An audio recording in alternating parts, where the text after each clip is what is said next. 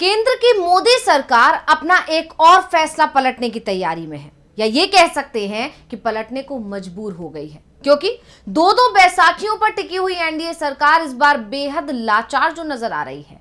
सहयोगियों के दबाव में उसे बार बार अपने फैसलों से यू टर्न लेना पड़ रहा है या फैसलों को ठंडे बस्ते में डालना पड़ रहा है। वक्फ संशोधन बिल उसका ताजा तरीन उदाहरण है, और अब एक और बिल को लेकर मोदी सरकार बुरी तरह से फंस गई और अब कहा जा रहा है कि इस पर भी मोदी सरकार अब अपना फैसला पलट सकती है। तो आखिर किस फैसले को पलटने की तैयारी में है सरकार और क्या है इसकी वजह, इसी पर हम अपनी स्पेशल रिपोर्ट में करेंगे चर्चा। नमस्कार, मैं हूं अंशिता।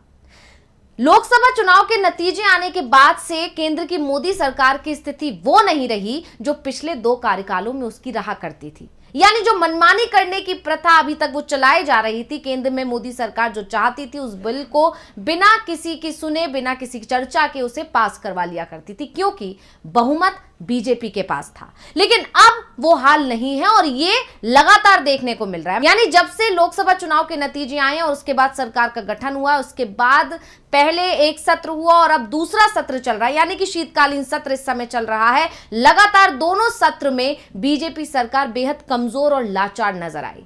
बार बार सरकार को बैकफुट पर आना पड़ रहा है। सरकार के सहयोगी बाहर तो उसे समर्थन दे रहे हैं, लेकिन अंदर खाने कहीं ना कहीं सहयोगी मोदी सरकार पर दबाव बना रहे हैं, उसके फैसलों की आलोचना कर रहे हैं और उनको फैसले पलटने पर मजबूर कर रहे हैं, और ये लगातार देखने को मिल रहा है। और अब वक्फ संशोधन बिल के बाद एक और बिल है जिस पर मोदी सरकार को अपने पैर खींचने पड़ सकते हैं। दावा किया जा रहा है कि one nation one election bill को जिसको लाने की तैयारी कर रही थी सरकार, अब उसे जेपीसी के पास भेजा जा सकता है। और यह खबर जैसे ही बाहर आई है, सियासी गलियारों में चर्चा का बाजार गर्मा गया है कि एक बार फिर सहयोगियों ने केंद्र सरकार को अपनी बात मानने पर मजबूर कर दिया है। यानी अभी तक जो पिछले 2 कार्यकाल रहे थे मोदी सरकार के, उसमें विपक्ष यही आरोप लगाता था कि उनकी बात नहीं सुनी जाती है। संसद में अगर विपक्ष विरोध करता है तो उसकी आवाज को दबा दिया जाता है, माइक बंद कर दिए जाते हैं, यानी विपक्ष को नहीं सुना जाता है। लेकिन अब मोदी सरकार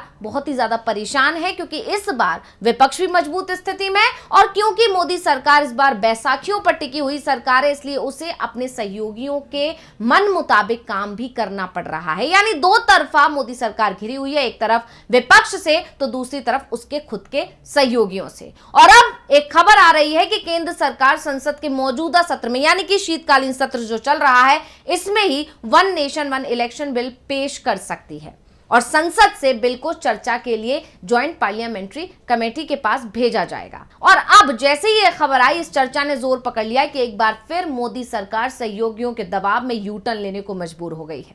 ऐसा दावा इसलिए किया जा रहा है क्योंकि इससे पहले जब वक्फ संशोधन बिल की चर्चा ने जोर पकड़ा था, तब यह कहा जा रहा था कि इस बार संसद में यह बिल आएगा और फिर पास हो जाएगा। लेकिन जब केंद्रीय मंत्री किरण रिजिजू इस पर चर्चा कर रहे थे, यानी वक्फ संशोधन बिल के बारे में जानकारी दे रहे थे, उसी दौरान उनके पास एक पर्ची आई और उस पर्ची को उन्होंने पढ़ा और तुरंत ज्वाइंट पार्लियामेंट्री कमेटी के पास भेजने का प्रस्ताव रख दिया वक्फ संशोधन बिल को। और उसको देखते हुए इस बार यह संभावनाएं पहले से ही जताई जा रही हैं कि संसद से बिल जब चर्चा के लिए जाएगा तो उसके बाद ज्वाइंट पार्लियामेंट्री कमेटी के पास इसे भेजा जाएगा। सितंबर में केंद्रीय कैबिनेट ने वन नेशन वन इलेक्शन के प्रस्ताव को मंजूरी दे दी थी, आप सभी को याद होगा।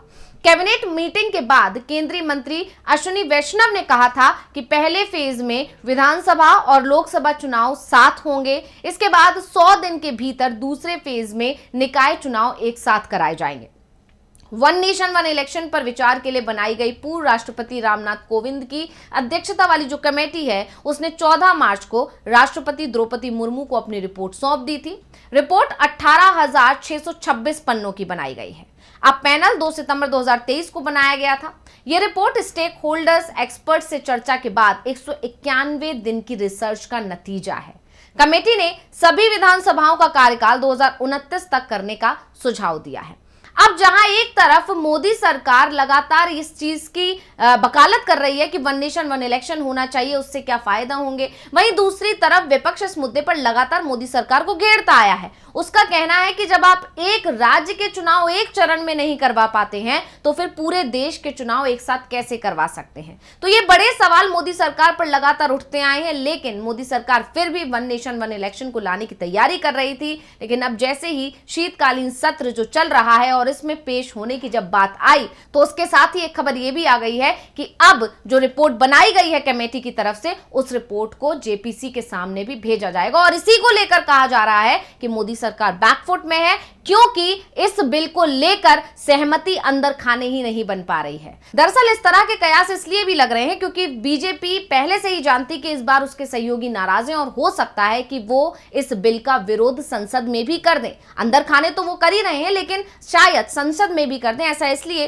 क्योंकि जब महाराष्ट्र के चुनाव के नतीजे जो आए हैं उसमें जिस तरह से एकनाथ शिंदे को बीजेपी ने साइड किया, उससे वो नाराज हैं, तो हो सकता है वो इस पर विरोध जता दें। वहीं दूसरी तरफ विधानसभा चुनाव की तैयारियां बिहार में भी शुरू हो गई हैं, लेकिन जिस तरह से बीजेपी ने एकनाथ शिंदे के साथ किया है, कहीं वैसा ही नीतीश कुमार के साथ ना कर दे। इससे नीतीश कुमार पहले ही डरे हुए, जेडीयू में भी असंतोष की स्थिति है, तो हो सकता है नीतीश कुमार भी कर दें। और नीतीश को देखकर शायद नायडू भी इसका विरोध कर दें, क्योंकि नायडू भी पाला कभी भी बदल सकते हैं, ऐसे दावे लगातार किए जा रहे हैं। क्योंकि अगर नीतीश बीजेपी का साथ छोड़ेंगे, शिंदे बीजेपी का साथ छोड़ेंगे, तो नायडू को भी बीजेपी का साथ छोड़ने में बहुत ज्यादा देर नहीं लगेगी, क्योंकि उन्हें सिर्फ केंद्र सरकार की जरूरत इसलिए ताकि आंध्र प्रदेश की जनता के लिए काम सुचारू रूप से चलता रहे और कोई उन्हें अड़चन पैदा ना हो, इसलिए वो सिर्फ एनडीए के साथ हैं। तो ऐसे में अगर उन्हें लगेगा कि इंडिया के साथ आने में फायदा मिल रहा है तो वो जरा भी देरी नहीं लगाएंगे। इसीलिए ये कहा जा रहा है कि इस बार बीजेपी पहले से ही डरी हुई है कि वो इस बिल को जब संसद में पेश करेगी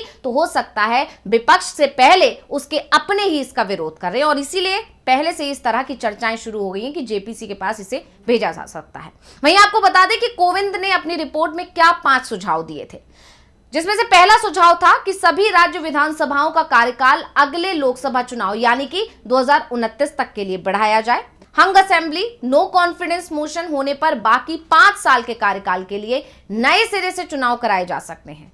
पहले फेज में लोकसभा विधानसभा चुनाव एक साथ कराए जा सकते हैं। उसके बाद दूसरे फेज में 100 दिनों के अंदर लोकल बॉडी के इलेक्शन कराए जा सकते हैं।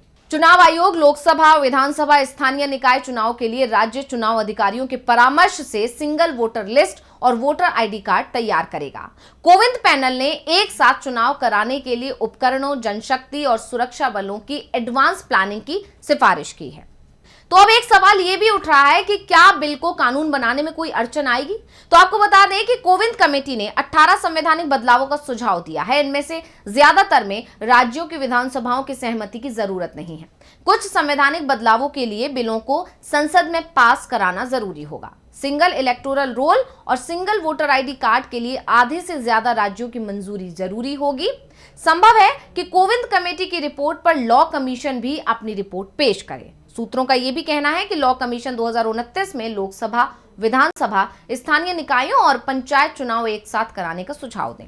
इसके अलावा लॉ कमीशन गठबंधन सरकार और हंग असेंबली जैसी स्थिति आने पर नियम की मांग करे। यानी तैयारियां पूरी हो चुकी थी, सुझाव भी दे दिए गए थे और ये माना जा रहा था कि जब शीतकालीन सत्र होगा तो उसमें वन नेशन वन इलेक्शन को सरकार की तरफ से पेश किया जाएगा और कोशिश की जाएगी कि इसको पास भी करा लिया जाए। लेकिन इसी बीच जिस तरह से सहयोगियों की नाराजगी बीजेपी भांप रही है, उसको देखते हुए पहले ही ये खबर आने लगी है कि इस बार भी ये बिल पेश नहीं किया जाएगा, बल्कि जेपीसी के पास भेजने का प्रस्ताव रखा जा सकता है।